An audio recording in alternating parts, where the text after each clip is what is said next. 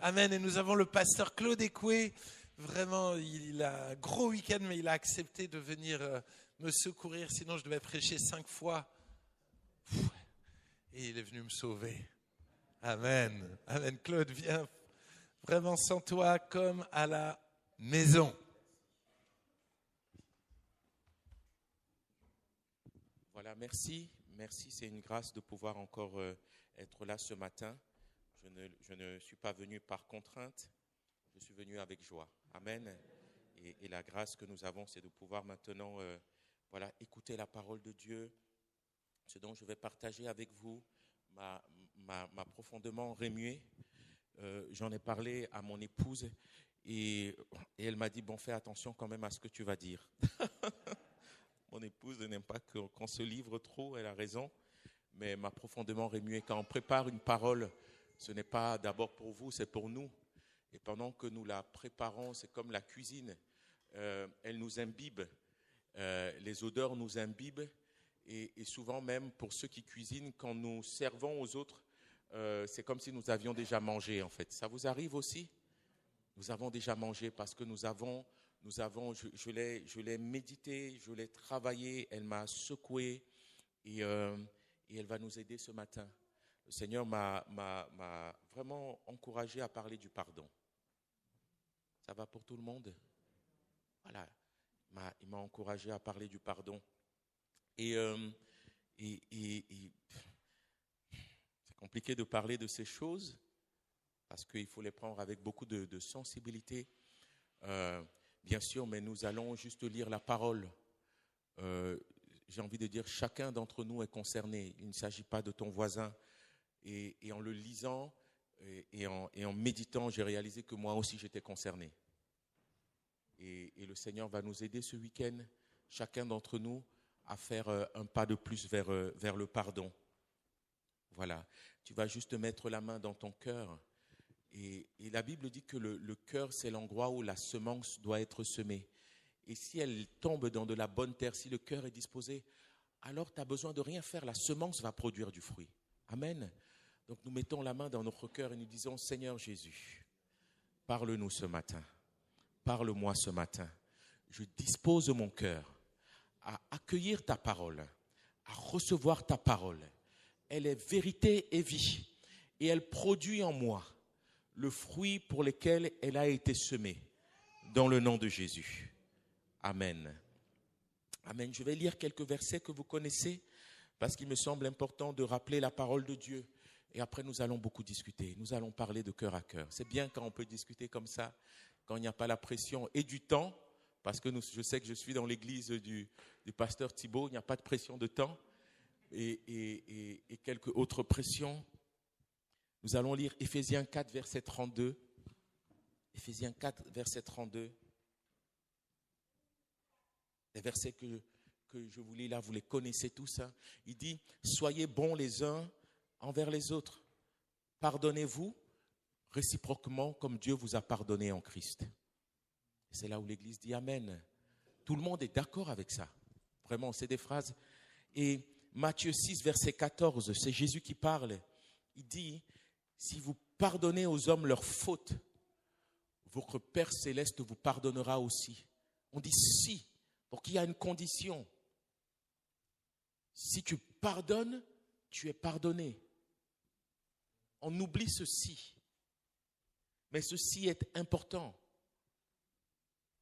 Le pardon que tu donnes aux autres conditionne le pardon que tu reçois du Seigneur. Colossiens 3, verset 13. Supportez-vous les uns les autres. Et si l'un de vous a une raison de se plaindre d'un autre, pardonnez-vous réciproquement comme Christ vous a pardonné, pardonnez-vous aussi. On a bien des raisons de se plaindre les uns des autres. On a bien des raisons. Et ça commence par le couple. On parlait du couple ce matin avec les frères dans la voiture. Ils partageaient, on partageait. On a bien des raisons de se plaindre. Et c'est normal. Mais il dit pardonnez-vous. Luc 6, verset 37. Il dit, ne jugez pas et vous ne serez point jugés. Ne condamnez pas et vous ne serez point condamnés. Pardonnez et vous serez pardonnés. Marc 11, verset 25. Ah, ça fait beaucoup de versets. Mais c'est bien qu'on lit ces versets. Vous sachez, ça ne vient pas de Claude Écouet, ça vient de la parole.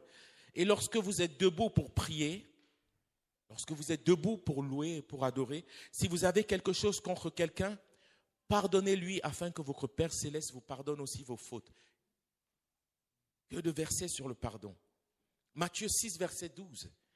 Pardonne-nous nos offenses comme nous pardonnons aussi à ceux qui nous ont offensés. Le Seigneur le met même au cœur de la prière. Quand les disciples lui disent « Apprends-nous à prier », il leur dira « Alors loue, adore, dis beaucoup de choses. Mais s'il y a quelque chose que tu dois introduire dans ta prière, c'est « Je veux pardonner à ceux qui m'ont offensé ». Je ne sais pas si vous l'introduisez tous les jours. Vous le dites tous les jours. Enfin, nous aimons, Seigneur, je t'adore, Seigneur, je te bénis. Mais il n'y a pas toujours dans la prière, Seigneur, je pardonne mon épouse. Et c'est le Seigneur qui dit, il faut que tu le mettes dans ta prière. Pardonne-moi, mais je veux pardonner aussi. J'ai encore 2 versets. Luc 7, versets 3 à 4. Si ton frère a péché contre toi, reprends-le. S'il reconnaît ses torts, pardonne-lui. S'il a péché contre toi 7 fois dans une journée, et que 7 fois dans la journée, il revienne vers toi et dise « J'ai eu tort », tu lui pardonneras. 7 fois. Et j'aime bien même ce texte où Pierre, qui voulait toujours se la raconter, dit à Jésus « Combien de fois je pardonnerai-je, mon frère ?» 7 fois. Et le Seigneur lui dit « 7 fois 77 ». Pour lui dire « Mais Pierre, même si tu atteindrais par tes efforts 7 fois, en fait, en réalité, ce n'est même pas ce que je te demande. Je te demande de pardonner toujours. C'est parce que ce soit en un mois, on peut y arriver. Et Jésus dit dans la même journée. Et c'est là où quand Jésus le leur a dit, les disciples ont dit, Seigneur, augmente notre foi. Là Seigneur, c'était en mode, Seigneur, là, ce que tu demandes n'est pas tenable. Ce que tu demandes n'est pas tenable. Matthieu 6, verset 15. On l'a déjà sûrement lu. Mais si vous ne pardonnez pas aux hommes, votre Père céleste ne vous pardonnera pas non plus vos fautes. Les amis, quand nous lisons ces versets, nous savons qu'ils sont la vérité. Mais en réalité, nous pensons que c'est pas grave. Nous pensons que c'est pas grave. J'ai 4 enfants à la maison et des fois je dis si vous faites quelque chose, je vais vous punir. Mais 2 fois sur 3, je ne les punis pas. Ou bien la 3e fois, je les punis de manière excessive. Là, je me lâche. Je fais mais vraiment la punition qui n'a rien à voir. Pendant 3 jours, tu restes dans ta chambre. Mais pour rien, on n'est pas... Parce que nos paroles, quand nous parlons, nos paroles, souvent, parce que nous les appliquons pas, mes enfants vont toujours regarder, pas au-delà de mes paroles, ils vont regarder mon état d'esprit. Ils vont dire, est-ce qu'il est sérieux dans ce qu'il dit ? Est-ce qu'il va le faire ? Est-ce qu'il est vraiment fâché ? Parce que des fois, même nos enfants ont réalisé que nos paroles étaient des paroles vaines, des paroles en l'air, qu'on ne tient pas. Hier, j'ai dû ramener mon fils au McDo. Après 2 semaines, je lui avais promis, écoute, tu me fais un double-double au basket. Et voilà, c'est pour le motiver un peu. Tu me fais un double-double, tu me fais un triple-double. Et là, il a mis un buzzer beater, c'est-à-dire il a mis le dernier panier. J'ai dit, oh là là, toi, c'est bon. Et je l'ai, mais j'ai attendu 3 semaines pour le faire. Il n'y croyait même plus. Parce qu'ils n'y croient plus finalement. Ils savent que oui, bon, il a raison, il veut bien le faire. Mais bon, il ne le fera pas. Et j'essaye de m'appliquer quand même à ce que je dis le faire. Du coup, je l'ai emmené au McDo, il était surpris. Ah, d'accord. J'aurais voulu qu'il ne soit pas surpris. Mais il était surpris que papa fasse ce qu'il a dit. C'est terrible. Mais Dieu n'est pas un homme. Ce qu'il dit, il accomplit. Il n'est pas un menteur. Ce qu'il dit, il le fait. Et quand il dit, si tu ne pardonnes pas, je ne te pardonne pas, ce qu'il pense, il le dit, et ce qu'il dit est vrai. Et j'ai bien peur qu'il y a des péchés qui ne sont pas pardonnés parce que nous n'avons pas pardonné. J'ai bien peur que ça n'a pas bougé en fait. Que ce n'est pas, ah bon, il a compris, bon, c'est pas. Il tient à sa parole pour l'accomplir. Amen. Et bien aimé, j'aimerais parler du pardon. Le pardon commence par une offense. Et l'offense est une parole, une action qui blesse. Et nous avons tous été blessés ici. Personne ne peut dire qu'il n'a pas été blessé. J'ai été blessé. Et j'ai mis comme synonyme de blessure, affront, humiliation. On a des moments, vous avez déjà connu des moments où vous vous sentez humilié. Et Junior nous racontait une histoire, tu vois, tu ne savais même pas que j'en parlais ce matin. Mais une histoire, Junior, il est réceptionniste dans un hôtel, un très bel hôtel à Mulhouse. Et il nous racontait comment il a été humilié par des hommes pendant 1 heure. Et à la fin, ils ont pris des biais et ils lui ont balancé sur le visage. Une humiliation de ta personne, de ta dignité. C'est un outrage. Et souvent, l'offense peut causer un dommage dans ton corps, mais aussi dans ton âme, dans l'identité que tu as construite. Parce qu'elle porte atteinte à ton intégrité. Quand on se sent blessé, nous sommes vraiment blessés. Ces souffrances sont là. Ça ne se voit pas, mais elles sont profondes. L'offense est une blessure et toute blessure fait mal. Alors quand nous sommes blessés, plusieurs sentiments peuvent être suscités. La colère, la frustration, la peine, l'amertume, l'indignation, le manque de repères. J'ai vu des enfants blessés et qui ont manqué de repères dès leur enfance parce que profondément blessés. L'amertume, le ressentiment, les blessures de l'enfance peuvent conduire peut accompagner cet enfant toute sa vie. Quand je suis avec ma maman, quand je suis avec mes tantes, elles vont me raconter des histoires de leur jeunesse, de leur enfance. Le temps n'efface pas la blessure. Le temps ne diminue pas la blessure. Le temps, l'offense, le temps rajoute à la blessure d'autres blessures. Et quand nous sommes offensés, cela peut nous pousser à agir de différentes manières. On a tous des réactions différentes à l'offense. Des insultes. Théo? Ça y est, je commence à balancer les frères. Des mauvaises pensées, des cris, des hurlements, de la violence, des divisions, la trahison, des relations brisées. L'offense produit des résultats néfastes. Ces blessures-là ne sont pas indemnes. Ces blessures-là ne sont pas inoffensives. Elles créent des dégâts en nous. Et elles créent des réactions en nous qui nous dépassent.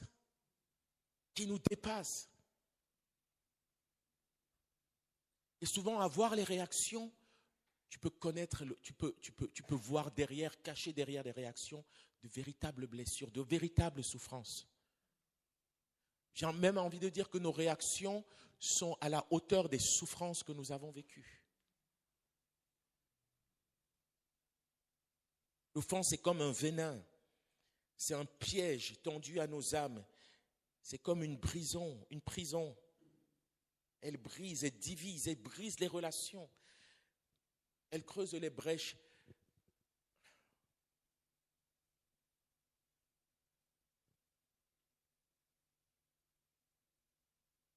Dans les couples, on peut être offensé. Dans les familles, par ses parents, on peut offenser nos enfants. L'offense est mortelle.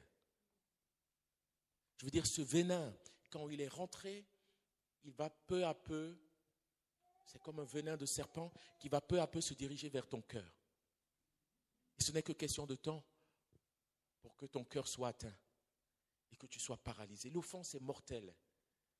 Et bien aimés, faisons attention à ce que nous disons aux paroles. Nos paroles peuvent blesser, nos paroles peuvent tuer. Nos paroles peuvent faire tellement de mal. Tellement de mal. Je vois souvent mes enfants quand ils rentrent à la maison et je les vois et ils me parlent. Mon fils m'a parlé hier encore d'une de ses profs et pendant 25 minutes, il n'arrêtait pas. Il avait vraiment mal. Combien est-ce que nos paroles peuvent faire du mal? Combien est-ce que nos paroles peuvent secouer? Et plus malheureusement, plus on est enfant, plus on est fragile, plus ces paroles-là peuvent encore venir se mêler à la construction de l'identité d'un enfant. Vous êtes avec moi? L'offense est mortelle.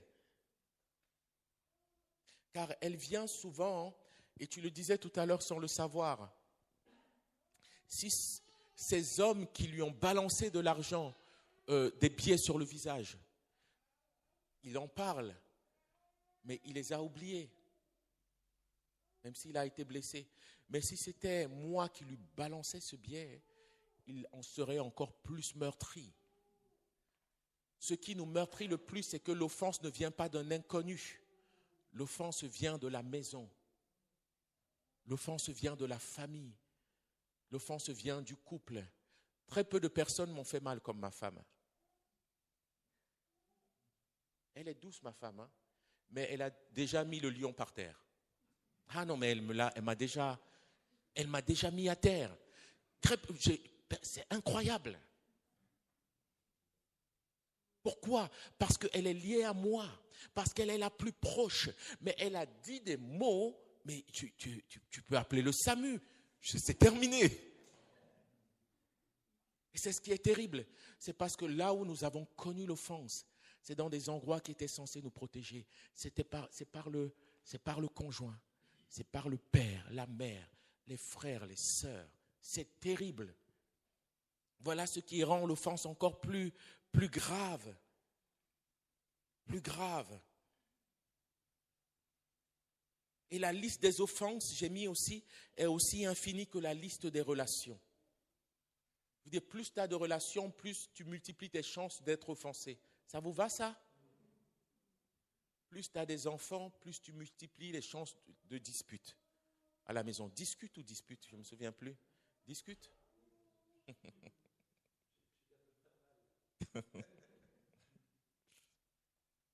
En réalité, il n'y a que ceux que vous aimez qui peuvent vraiment vous blesser. Plus les attentes sont élevées, plus la chute est grande. Voilà ce que j'attends de toi. Et tu n'as pas répondu à cette attente implicite. Quand je me suis marié, pour les nouveaux mariés, vous saurez que c'est un mystère de la femme. Que le Seigneur bénisse toutes nos sœurs. La femme ne veut pas te dire ce dont elle a besoin. Elle veut que tu ressentes ce qu'elle a besoin et que tu répondes à ce besoin avant qu'elle te le dise. Alors elle saura que tu es la bonne personne et que tu l'aimes vraiment. C'est un mystère. Ma chérie, il suffit de me le dire et je le ferai. Comment tu peux m'accuser de quelque chose que tu penses que j'aurais dû faire avant que je ne le fasse? Je ne savais pas. Et elle te dit, alors si tu me connaissais vraiment, mais tu ne m'as pas dit. Comment tu veux que je le connaisse? Par le Saint-Esprit. Faites attention, elles sont capables de te dire oui.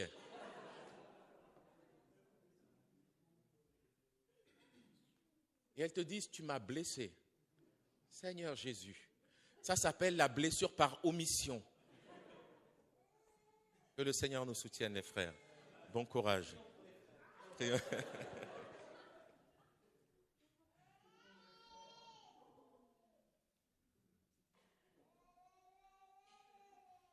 as raison. Tu as raison. Nous pouvons le comprendre dans ce monde égoïste où chacun, la Bible nous a prévenu que chacun, dans les derniers temps, les hommes seront égoïstes, amis de l'argent, fanfarons, ennemis du bien. Mais nous pouvons le comprendre dans ce monde égoïste. Mais malheureusement, nous ne pouvons pas l'accepter dans l'Église. Nous ne pouvons pas l'accepter dans l'Église. Nous ne pouvons pas vivre dans ce monde sans être offensés. Mais la question de l'offense, c'est que tu seras offensé.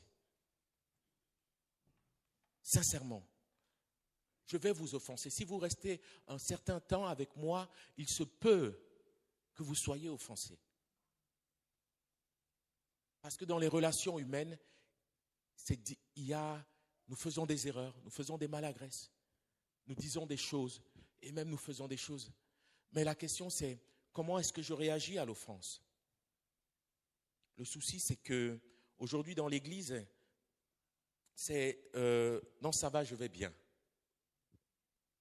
Non ça va aller. Ça va.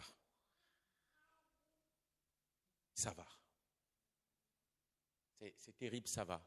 La réalité et ce que vous pouvez prendre de votre pasteur, c'est qu'il a d'autres défauts. Hein. Mais, toute l'église a dit amen.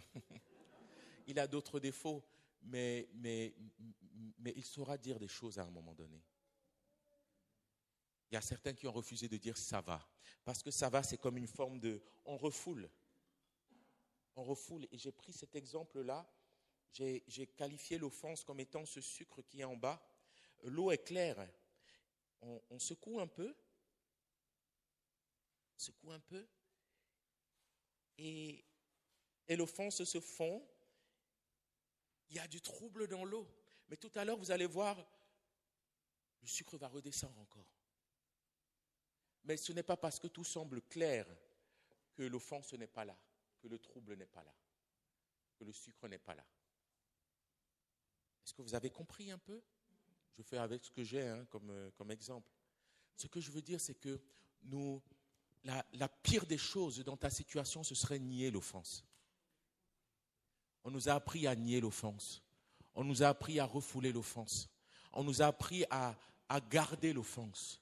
On nous a appris à couvrir l'offense. On nous a appris à ne rien dire. Ma femme vient d'une famille ménonite où on ne dit rien. On ne parle pas. On prend sur soi. On ne s'exprime pas. On n'exprime pas ses émotions. On garde. On prend sur soi. Alors certains sont tout le temps blessés, mais d'autres ne sont jamais blessés. Hey, je vais bien, ouais, ça va aller, ouais, ça va le faire. T'inquiète, ça va. Entre certains qui, chaque fois, disent, oui, moi je suis, et d'autres,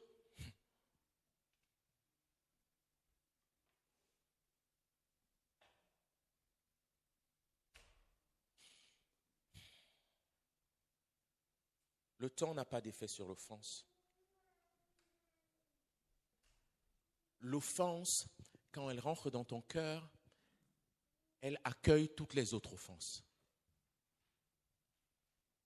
qui se rajoutent les unes sur les autres. Vous êtes toujours avec moi?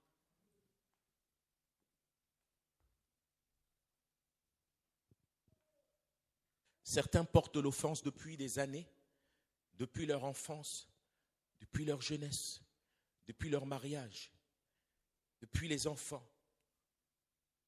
Elle est là. L'offense est devenue, elle fait partie de ta vie. Elle, sans être ton ami, elle devient ton colocataire. Tu fais avec. Tu avances avec. Tu sers le Seigneur. Tu sers le Seigneur avec. Tu loues le Seigneur avec. Tu prêches la parole avec. Tu construis ta vie avec. Elle est là. Et les anges acclament. Et l'offense est là. Et tu pries, mais l'offense est là. Tout va bien. Et le Seigneur veut nous accorder la grâce. Ce matin, à travers ce week-end, à travers cette parole, que nous puissions nous débarrasser de cette offense. Ce n'est pas notre ami. Je m'attendais à un amen. Elle ne me définit pas. Je m'attendais à un amen. Je ne veux plus continuer à vivre avec elle. Je choisis de m'en séparer. Elle elle ne m'appartient pas. Et je ne peux pas passer mon temps à la ressasser, à la cajoler, à la couvrir. Non. Je choisis ce matin d'accepter le remède que le Seigneur me donne pour me débarrasser de cette offense. Alléluia. Merci Seigneur. Vous voyez, l'eau est encore plus claire. Ça veut dire, ça va faire 2 mois, tu as été blessé, tout a été réveillé, tout était trouble, ça t'a secoué pendant 10 jours, 15 jours, tu n'étais pas bien. Mais entre-temps, c'est redescendu. Ça va mieux. Mais un événement va encore venir tout secouer. Regardez. Et tout ce qui était en bas remonte. Ça trouble encore. Ça redevient trouble. Tu ne vas pas passer ta vie chrétienne à passer par des temps de crise, de trouble, un peu de calme, un peu de paix, et ça repart dans le trouble, dans la... Non. Il faut enlever l'offense maintenant. J'aimerais dire en deuxième point que, vous êtes d'accord avec moi? J'aimerais dire en deuxième point que Jésus a été offensé. Jésus qui nous dit pardonne a été offensé. Hébreux 4 verset 15 nous dit car nous n'avons pas un souverain sacrificateur qui ne puisse compatir à nos faiblesses car il a été tenté comme nous en toutes choses sans commettre de péché. Jésus a souffert comme nous. Jésus a été tenté comme nous. Jésus a été maltraité comme nous. Jésus qui te dit pardonne. Pourquoi il te dit pardonne? Il ne te dit pas ça dans une position d'autorité comme un pharisien le dirait à ses disciples. Il te demande de faire quelque chose qu'il n'a pas fait. Pourquoi est-ce qu'il te le dit? Il te le dit pourquoi? Parce que lui-même, il a fallu qu'il vienne sur terre, vive comme nous, connaisse la faim, connaisse la fatigue, connaisse le dénuement, connaisse toutes les circonstances à travers lesquelles tu as traversé pour te dire, c'est possible d'en sortir. Amen. Amen.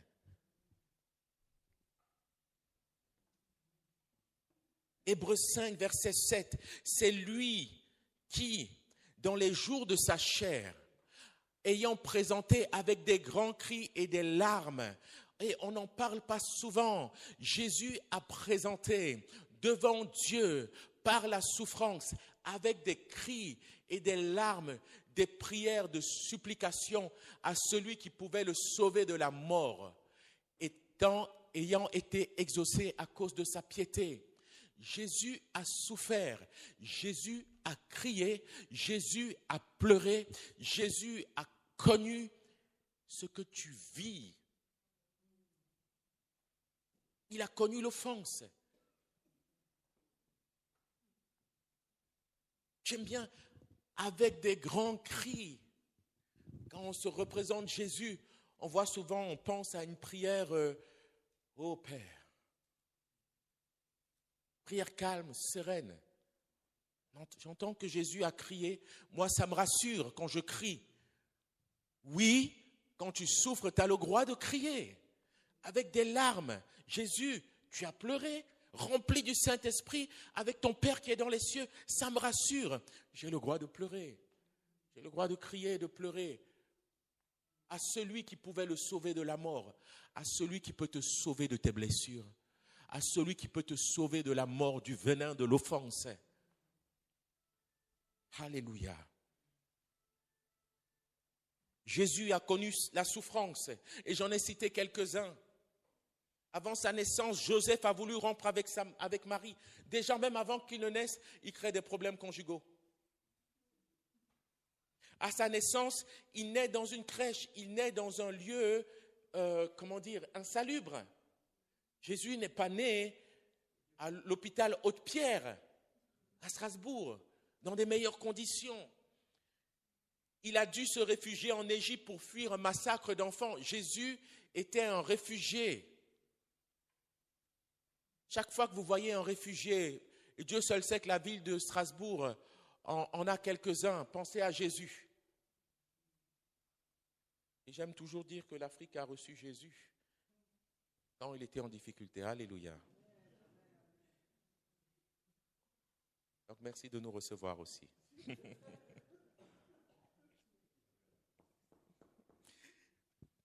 Dès le début de son ministère, il connaît le rejet par sa communauté, le doute de ses frères. Les frères de Jésus n'ont pas cru en lui. Certains ne l'ont pas suivi.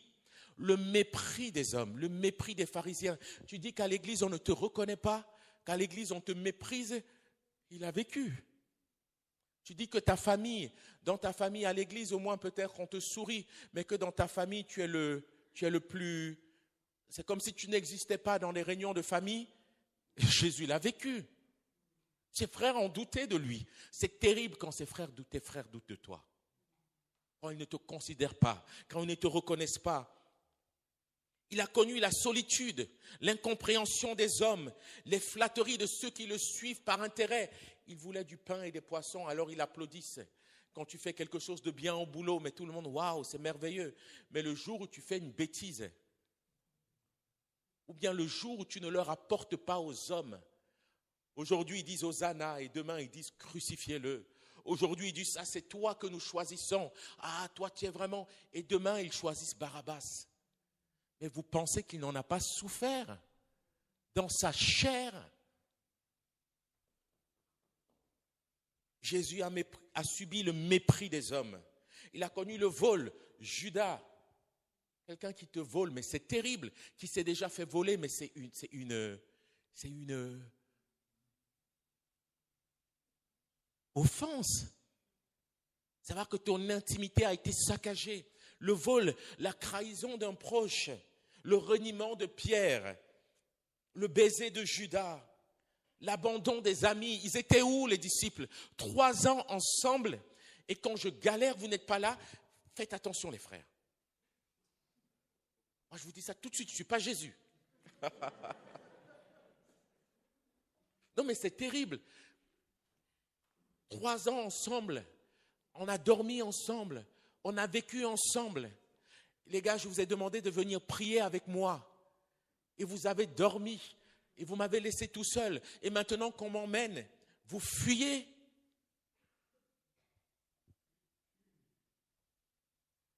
Il a été accusé de choses qu'il n'a pas faites. Traité injustement.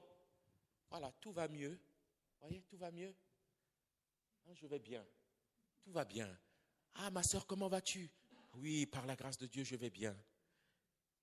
Et il suffit de la prochaine situation pour que toutes les offenses remontent. Elles sont encore là. Il a connu. Tu dis que tu as souffert dans ton corps. Ah oui, bon, nous les Africains, on a été martyrisés par nos parents. Oh là là, ils nous ont tapés. Ils nous ont tapés. Ma maman m'a tapé, fatiguée. C'est-à-dire, elle tapait, elle était fatiguée, elle disait, attends, je vais me reposer. Là, je peux dire que ça, j'ai subi ça avec Jésus. On a subi la même chose un peu. Non? Qui s'est fait taper ici? Ça, c'était quand même... Jésus a vécu ça. Et ce n'est pas juste des fouets. C'est des clous. Et je vous passe. Nous n'avons pas un souverain sacrificateur incapable de compatir à nos faiblesses. Il sait que tu souffres. Parce qu'il connaît ta souffrance. Parce qu'il comprend ta souffrance. Parce qu'il a ressenti la même souffrance. Et c'est ce que tu dois comprendre. Il a ressenti. Non, personne ne peut me connaître. Personne ne peut comprendre. Oui, moi je ne peux pas. Mais lui, il peut. Il sait. Il l'a vécu. Mais il est venu le vivre pour que personne d'entre nous puissions dire je ne l'ai pas. Lui ne sait pas. Parce qu'il a vécu. On a touché à son corps. On aime décrire Jésus à la croix avec un short Jordan. Mais non, Jésus était nu.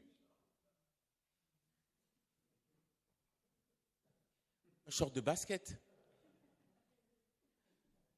Jésus était nu à la croix. Quelle humiliation. Et tu veux me dire qu'il ne comprend pas ce que tu vis?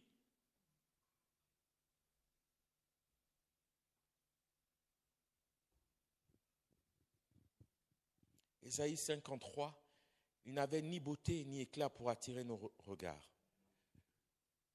On décrit toujours ce Jésus avec une barbe taillée, de beaux yeux bleus, des cheveux bien...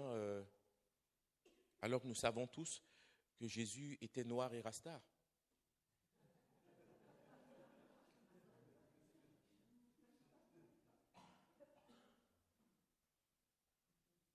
C'est une blague, hein? Je ne suis pas en train d'inventer une nouvelle, je préfère le dire ici. Il n'avait ni beauté. C'est-à-dire, tu te complexes sur ton corps, tes cheveux, ton visage, même le complexe de ne pas être beau, de ne pas être apprécié, de ne pas être... cette souffrance-là, souvent, que nous renvoient notre corps et notre image, Jésus peut dire qu'il aura vécu. Méprisé et abandonné des hommes, homme de douleur habitué à la souffrance, homme de douleur habitué à la souffrance, semblable à celui dont on détourne le visage. Beaucoup d'entre nous, nous avons grandi et des hommes ont détourné le visage. Manque de considération, manque d'honneur. Nous l'avons dédaigné, nous avons fait de lui aucun cas. Peux-tu me dire qu'il ne te comprend pas? Moi, je ne te comprends pas. Je vais le dire avec beaucoup d'humilité, même ma femme, des fois, je ne la comprends pas. Quand elle exprime un peu ses ressentis, des fois, je dis...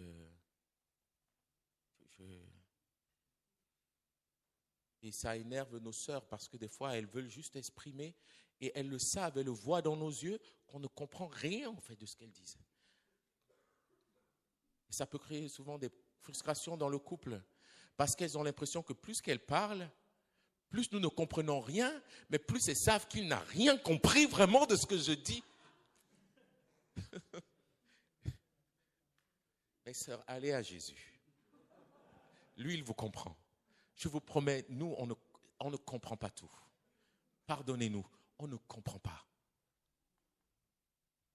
On a du mal, c'est pas grave, mais allez à Jésus, il comprend. Et des fois, je parle à ma femme, je disais au frère, je rentre à la maison et j'ai vécu une situation un peu compliquée. J'essaye de lui expliquer et il y a quelque chose alors moi, je suis pas quelqu'un qui m'ouvre beaucoup, mais quand j'ouvre, j'aimerais qu'elle entende.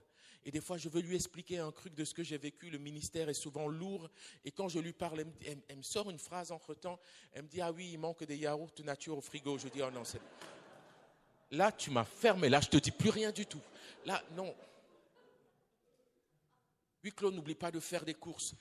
J'étais en train de m'ouvrir.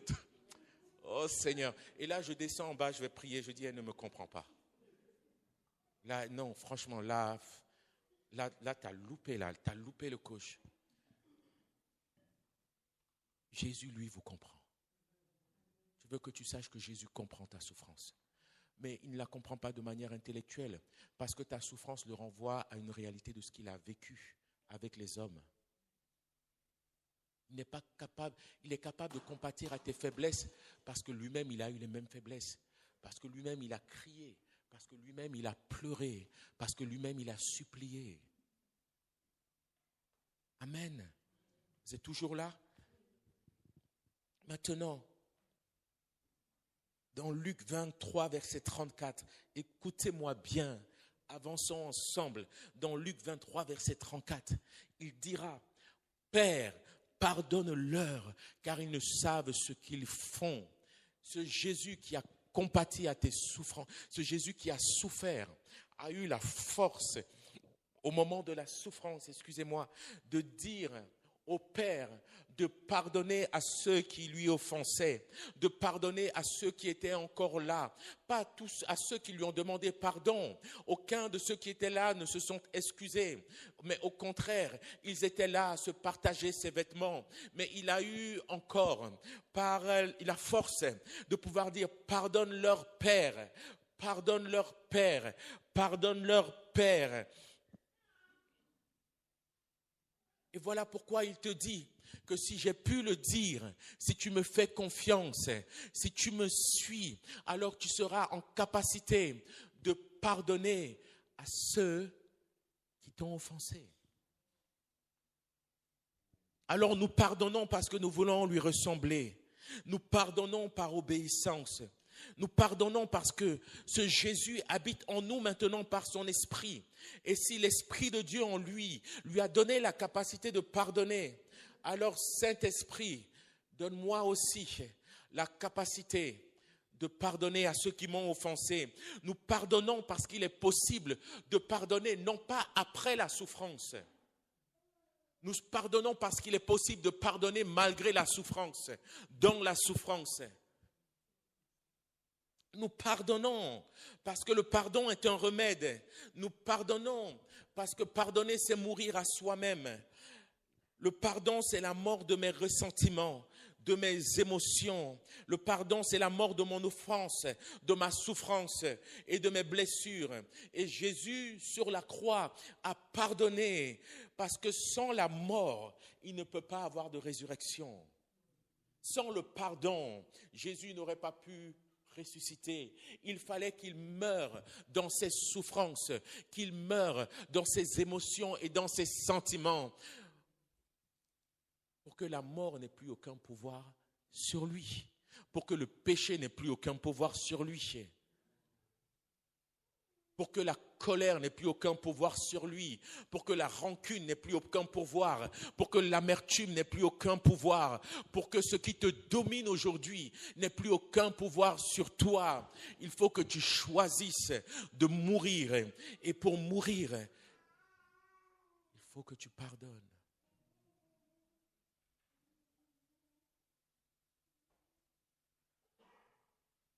Je pensais avoir tout pardonné. Vous êtes conscient qu'être noir dans ce pays, la France, ça occasionne quelques souffrances quand même? Oui. Mais pendant que j'étais en train de préparer cette prêche, ça m'a secoué un peu. Et j'ai vu qu'il restait encore. Ça a troublé. Ça m'a troublé. Ça trouble. Il y a des pardons qu'on doit accorder. Le pardon est une porte vers la guérison. Amen. Alors quels sont, le plus difficile des fois, à force de le tasser, ça devient des sédiments, mais quelles sont tes offenses? Qu'est-ce qui t'a blessé? On ne le dit même plus. On n'en parle même plus. Il y a toute une génération après la Shoah qui pendant 20 ans n'ont rien raconté de la Shoah. 10, 15 ans. J'étais tellement traumatisé qu'ils n'ont rien dit. Et après, les premiers ont commencé à s'exprimer. Primo Levi et bien d'autres, 15 ans, 20 ans après. Et c'est là où le monde a découvert le malheur de la... Parce que tout était enfui, tout était rentré. Mais ce qui est rentré n'est pas guéri. Ce qui est enfui n'est pas guéri. Ce qui est enfui ne te rend pas libre, au contraire, te conditionne. Te conditionne. Quelles sont tes offenses? Quelles sont tes blessures? Alléluia, si le Seigneur t'en a guéri, je dis Alléluia. Merci Seigneur. A-t-il guéri toutes tes blessures? Y en a-t-il encore que tu gardes? Y a-t-il encore des offenses qui sont là? Des souffrances qui sont là? Tu ne peux être guéri, rétabli, que quand tu mets à la lumière ce qui t'a blessé. Et j'ai bien peur que dans cette culture, la France occidentale, excusez-moi de peu, la moitié de ma famille ne se parle pas. Et ceux qui se parlent s'évitent. Je ne sais pas si c'est comme ça chez vous. Ils ne se parlent pas. On est assez radical. J'ai vu dans ma famille des scènes qui sont imaginables. Thibaut en a assisté à l'une. On était jeunes. En fait, chez nous, quand ça ne va pas, ça ne va pas. Ça, je veux dire, il y a des chaises qui sont balancées, des personnes qui sont balancées. Voilà, voilà, c'est... Et on ne se parle plus pendant 15 ans, 20 ans. Ma maman, elle a fait 15 ans sans pas parler à ses sœurs. C'est assez radical, c'est pas bon, c'est pas bien. Mais ce que j'ai découvert ici en venant, c'est une autre manière de vivre. On ne se dit rien. On peut se parler. Mon mariage était compliqué. Mes beaux-parents n'ont pas accepté que je vienne de l'autre côté. J'ai marié une Alsacienne. Mais ils continuaient à m'accueillir à la maison. On mangeait à table, comme ça. Ah oui, un carafe d'eau, oui. Ouais, Claude, un dessert, oui. Mais ils ne me supportaient pas. C'est terrible. Un père africain. Moi, si je ne supporte pas si ma fille me ramène un jeune homme que je ne supporte pas, je ne sais pas, je lui lance des cailloux, je ne sais pas, je fais quelque chose d'autre. Mais ici, tout est respectueux. Quand je travaillais à la ville de Mulhouse, il y avait 2 élus. Tous les services savent qu'ils ne se parlent pas, qu'ils se détestent. Et on s'assoit là à table entre services et les 2 élus se parlent naturellement. Oui, ça va, oui, tu as passé une bonne journée. Même eux, ils savent qu'ils se détestent. Mais ils sont tranquilles avec ça. J'ai l'impression que cette culture nous emmène à tout tasser. On ne dit rien. Même dans les familles, tout va bien. Tu rentres dans une famille, je voyais ma femme souffrir à la maison, pleurer à la maison. Mais quand on était chez ses parents, à table, pauvre de moi, je mangeais des côtelettes et tout allait bien. Ça rigolait. Et il y a des blessures.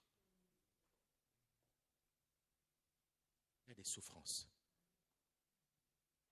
On est dans une église, alléluia, on se salue. Et il y a des blessures. On voit le pasteur, salut pasteur Thibault. Mais tu sais qu'il t'a blessé. Tu sais qu'il t'a blessé, qu'il a dit des choses. Mais ça va. Ça aussi, c'est mauvais. Je ne dis pas que se balancer des bouts de bois, c'est bon. C'est mauvais. Mais faire comme si de rien n'était, c'est mauvais aussi.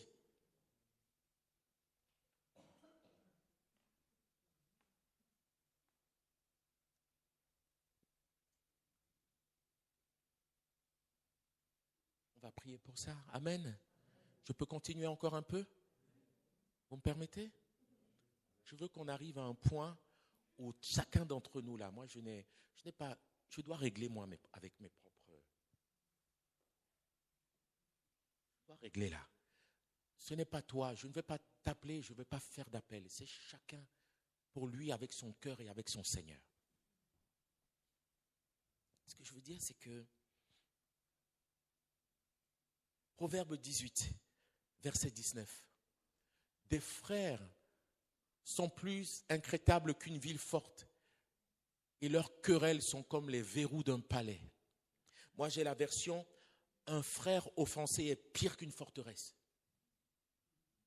Et les conflits sont pareils aux verrous d'un château. Moi, c'est ce que j'ai comme version. Pire qu'une forteresse.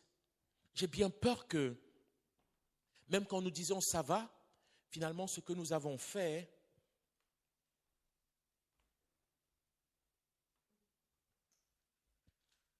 je fais mes effets spéciaux, je fais comme je sais pas, voilà. Ce que nous avons fait, quand je dis ça va, c'est que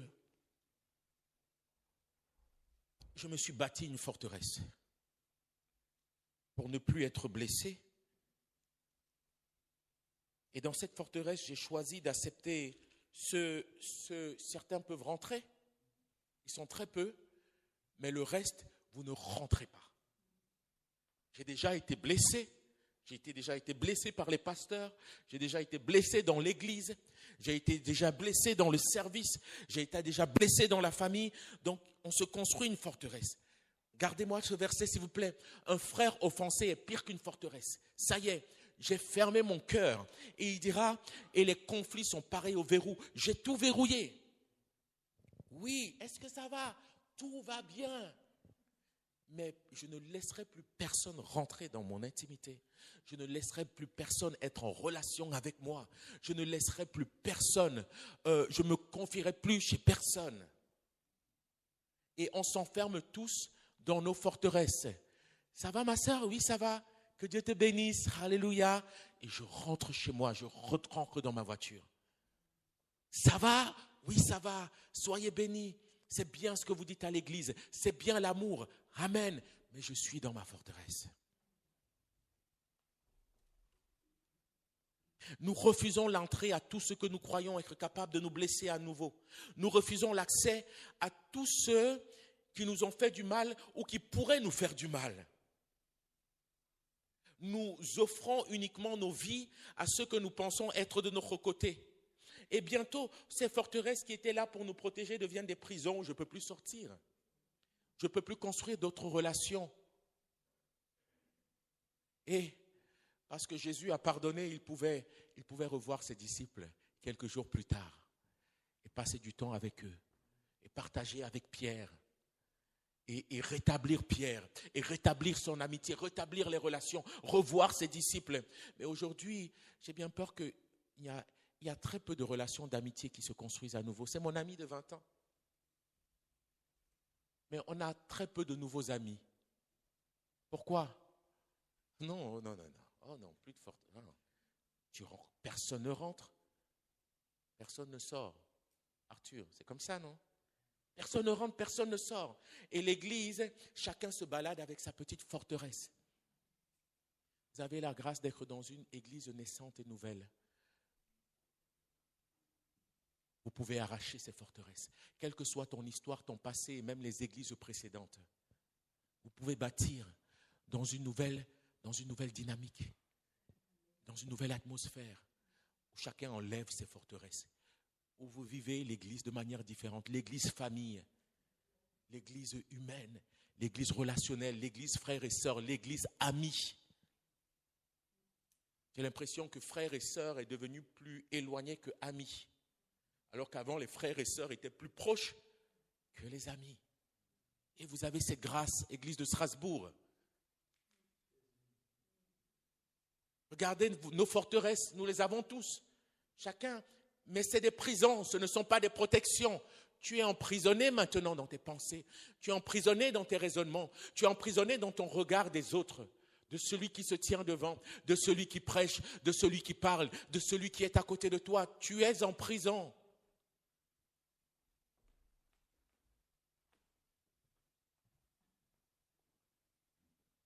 Donc nous donnons toute notre énergie à éviter à nouveau d'être blessés. Et du coup, l'amour ne circule plus à l'église. Allô? Une église où chacun a une forteresse. Oui, allô ma sœur? Tout va bien. Il y a une qui me répond. Allô? Oui, allô? Ça va? Oui, ça va. Alléluia.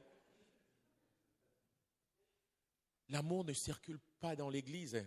Parce que, qui a fait de l'électricité ici? Moi, je ne m'y connais pas. Thibaut, je sais que tu as été électricien, toi aussi? Ok, Thibaut, il a tout fait. Donc, tu peux tout, c'est le spécialiste de beaucoup de choses. Mais il y a des conducteurs et il y a des, quoi? Isolants. Des semi-conducteurs. Ok, bon, on ne t'a pas demandé de maintenant nous faire tout le cours, Jean-Pierre. Non, mais ce que je veux dire, il y a certains qui, par exemple, qui font traverser le courant, et il y a d'autres qui le bloquent, c'est ça? Qui l'isolent. Et ça s'appelle comment? Un isolant. Merci. Je trouve que tu m'as pris de haut quand tu m'as dit ça. Non. Mais je choisis de te pardonner. Je pardonne.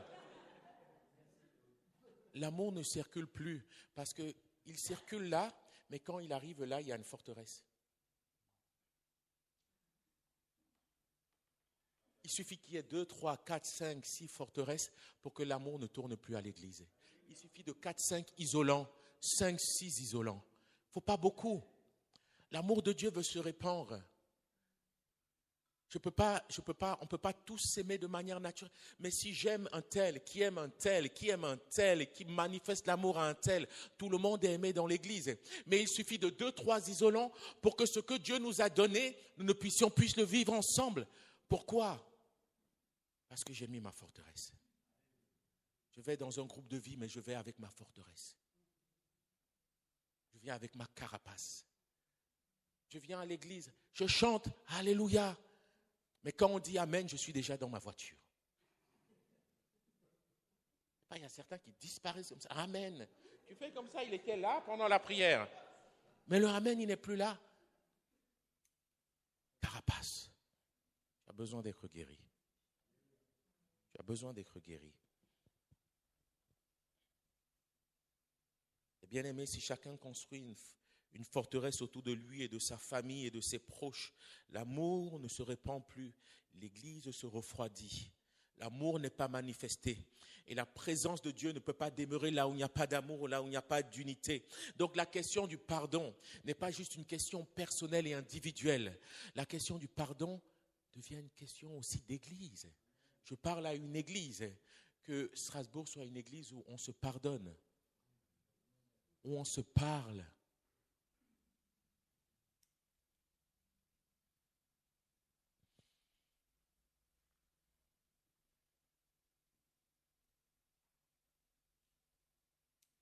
J'aimerais m'arrêter là pour ce matin, si vous le voulez bien. Parce que c'était jusqu'à quelle heure? Le prochain culte, il est à quelle heure? Midi et quart. Voyez, puisque je vais continuer dans cette notion du pardon, je suis venu qu'avec ce message. Il n'y en aura pas deux. Parce que j'aimerais qu'on aille au bout, chacun d'entre nous. Et que cette année 2026 ne soit pas comme l'année 2025. Stop. Je ne peux pas continuer à ramener des trucs, mais me ramener des charges, porter des choses toute ma vie, des choses bizarres. À un moment donné, il faut que je sois libre. Comprenez? Donc j'aimerais qu'on puisse déjà prier. Avec ce qu'on a entendu là, on peut prier. Après, le Seigneur va nous aider encore pour la suite. Et il va nous aider. Mais ce dont j'aurais aimé qu'on puisse prier, c'est que le Saint-Esprit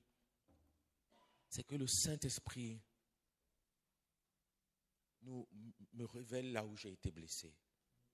Sincèrement. Je suis fatigué de dire que ça va bien alors que ça ne va pas. Je suis fatigué de dire que tout va bien, que oui. Il suffit de secouer l'eau, tes réactions, ton attitude et ton comportement dans des moments de crise me montrent que tout ne va pas si bien que ça. Et j'aurais aimé qu'on puisse prendre un temps pour dire, mais là, je sais que j'ai été blessé. Que tu reconnaisses ta blessure, parce que si tu reconnais ta blessure, si tu reconnais tes blessures, si tu reconnais, tu peux reconnaître tes blessures aussi au travers de tes réactions en fait. Au travers de ton comportement, au travers de tes paroles, au travers de tes tentatives d'évitement, tes tentatives de fuite ou bien tes protections. D'abord, tu dois reconnaître que tu es malade. Jésus est venu pour guérir celui que tu caches. Alors, j'aimerais le dire encore. Jésus est venu pour guérir celui que tu caches. Parce que celui que tu montres va bien. Mais c'est celui que tu caches qu'il veut guérir. Mais de l'intérieur. Amen. J'aimerais qu'on puisse reconnaître, voilà, si celui qui dit « je n'ai pas été offensé », alléluia, il peut revenir à midi et quart. Qu'il vienne pour midi. On aura déjà. Mais si tu crois qu'il y a des choses quand même qui sont encore là, on va faire 3 choses. La première chose, c'est qu'on va le dire au Seigneur. Oh, personne ne peut te comprendre. Souvent même, vous voyez, d'aller expliquer à la personne qui t'a blessé pourquoi il t'a blessé pourrait te blesser davantage. Vous voyez? Oui, tu m'as fait ça, tu m'as fait ça. Ah non, je ne comprends pas. Ah. Non, des fois, va d'abord parler au Seigneur. Va d'abord chez le médecin. Va d'abord chez le médecin. Ce n'est pas celui qui t'a blessé qui est le médecin. Lui, c'est l'offenseur. Ce n'est pas lui qui va te guérir. Quand je suis blessé, je vais au SAMU. Je ne vais pas voir... Donc, on va d'abord... Seigneur, là, j'ai été blessé. Très peu le disent. Très peu font ça. Mais très peu en ont besoin. Alléluia. Reconnais. Reconnais que l'Église t'a blessé. Reconnais que ta maman t'a blessé, que ta famille t'a blessé, que ton histoire t'a blessé. Je ne veux pas réveiller des blessures profondes ou cachées. Si elles ne sont pas là, elles ne sont pas là, ce n'est pas grave. Mais si elles sont là, il faut le reconnaître pour que le médecin puisse maintenant y mettre la lumière pour pouvoir faire le diagnostic. Alléluia. Tu peux mettre le piano, s'il te plaît. Nous sommes venus pour prier. Et comme je connais votre pasteur, je sais qu'il vous laisse la liberté. Voilà, que chacun, pendant ce temps, puisse parler au Seigneur. Que chacun,